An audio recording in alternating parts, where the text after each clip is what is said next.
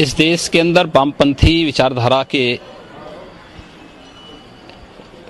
कुछ कथित लेखकों और कलाकारों ने जिस प्रकार से अब भारत विरोधी स्वर ही, यानी अब भाजपा का नहीं बल्कि भारत विरोधी स्वर ही उठाना शुरू किया है, दुर्भाग्य से उस स्वर के साथ शाहरुख खान जैसे लोगों के भी स्वर मिले हैं। और ये पहली बार नहीं हो रहा है, इससे पहले भी इस प्रकार की हरकतें उनके द्वारा हुई हैं। शाहरुख खान को इस बात को याद रखना चाहिए कि अगर इस देश का बहुसंख्यक समाज उनकी फिल्मों का बहिष्कार कर देगा तो एक आम मुसलमान की तरह उनको भी सड़कों पे भटकना पड़ेगा। मुद्दों पर, तथ्यों पर बात होनी चाहिए। भारत के अंतर्राष्ट्रीय छवि को खराब करने की जो अंतर्राष्ट्रीय साजिशें हो रही हैं, उस साजिश से सबको बचना चाहिए। और अगर कोई इस प्रकार की साजिश किसी व्यक्ति या किसी पार्टी को निशाना बनाने के लिए पूरे देश को या बहुसंख्यक समाज को, दुनिया का सबसे सहिष्णु समाज को, ये तो हिंदू समाज है, उस हिंदू समाज को बदनाम करने के लिए कोई इस प्रकार के षड्यंत्रों में शामिल है तो उसकी सामूहिक निंदा होनी चाहिए, उसका सामूहिक बहिष्कार भी होना चाहिए।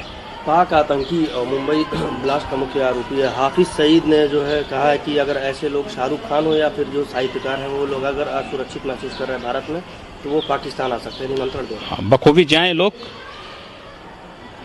हम भी इसका स्वागत करेंगे कि ये लोग जाएं। कम से कम भारत को बदनाम करने वाले लोग अपनी वास्तविकता और अपनी औकात को भी समझेंगे।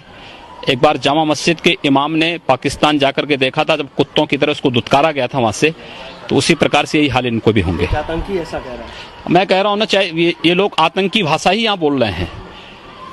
मुझे लगता है शाहरुख खान की भाषा में और हाफिज सईद की भाषा में कोई अंतर नहीं। सर, कल जब रात फीफा वर्ल्ड कप में हमारे देश की अभिनेत्री उस फीफा ट्रॉफी का कर्टन रेजर कर रही थी तो वाकई दिल जो है गदगद हो गया, हमारा हौसला जो है वो बढ़ गया। लेकिन इस देश में देखने में आया है पिछले दिनों कि रंग को भी धर्म के आधार पर बांट रहे हैं और रंग के नाम पर जो है फिल्मों को बैन करने की एक नई प्रथा शुरू हो गई है। मैं सभापति महोदय, इस देश के कई कलाकारों ने अंतर्राष्ट्रीय स्तर पर इस देश की प्रतिष्ठा इतनी बढ़ाई है, किसी से छुपा नहीं है। लेकिन ये एक नया डिस्कोर्स इस देश में शुरू हो गया है कि सत्ता पक्ष के लोग जो हैं फिल्म बैन करने की मांग करते हैं। सेंसर बोर्ड काहे के लिए आपने बना रखा है? मैं सिर्फ इतना कहना चाहता हूं कि चाहे सत्ता पक्ष के लोग हो या, मैं अभी एक बयान पढ़ रहा था, एक कोई उलमा बोर्ड के जो है हजरत का, वो भी कह रहे कि साहब ये जो शाहरुख खान की फिल्म आई है दीपिका पादुकोण की, ये जो है बैन करनी चाहिए। मैं आपके माध्यम से सिर्फ इतना कहना चाहता हूं कि फिल्मों को बैन करने का काम जो है,